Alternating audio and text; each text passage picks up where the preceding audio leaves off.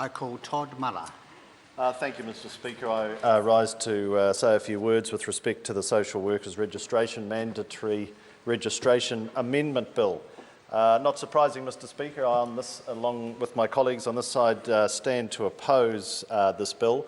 And essentially at the core, it is the reason of my objection and our objection really is summarised by the view that if you're going to do something, you do it properly.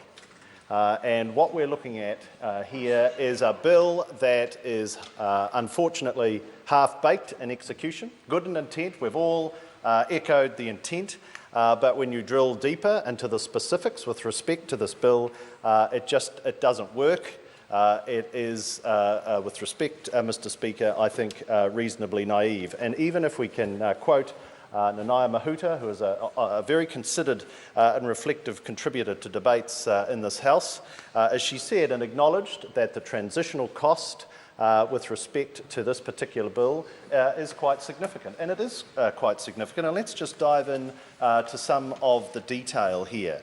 The Social Workers Registration Board's report itself talks, of course, to the benefit of registration and the trend line of increasing numbers over the last few years, from 3,500 3 years ago, lifting at about 500-600 a year, to now over 5,000. But reference, of course, the census of 2001, where 18,327 people listed their occupation as social work. And then if you apply the definition that is listed in this bill, and I quote, a person who practices social work, this is not a matter of a handful of thousands, as the previous speaker suggests, who are unregistered that would need to be transitioned to a mandatory registration regime within a year.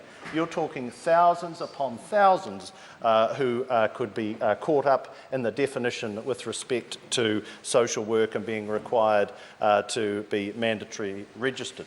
And so there is an effective question that the review that is currently underway needs to address, is that we all can talk with complementarity around the effectiveness of registration of social workers.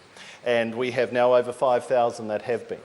But if there is potentially another 10,000 or more that could potentially be caught up in this registration process, who have given many years of their life and professional service to doing fantastic work on the front line of what are some of the most difficult social challenges in this country, who are not registered now and who have not necessarily got formal qualifications to support their years of support and commitment to families and individuals in this country.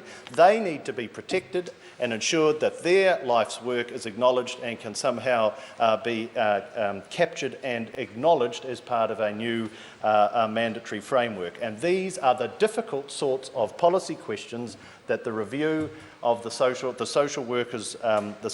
Workers Registration Board and their review are grappling with, in terms of transition times and getting that definition accurate and appropriate, Mr Speaker. And so this review is getting close to its conclusion. It's not years away, as some have suggested. The draft report, as you've heard, is due to the Minister in November, the final report in December.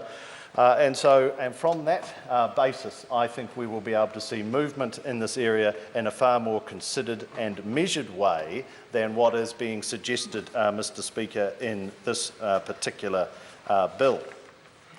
Mr Speaker, with respect to the definitions that I have touched on already, our view is that the definition as listed here is far too broad, and we've added to the I think a pretty unsophisticated timeline of 1 year makes this completely unworkable, Mr Speaker. So in conclusion, sir, my view is that good intent, of course, the way this bill is written is not going to help the debate. Let's get that review finished. It's comprehensive. Let's reflect on that and then put a framework in place, sir, that delivers the right outcome and one that can sustain this very valuable profession into the future.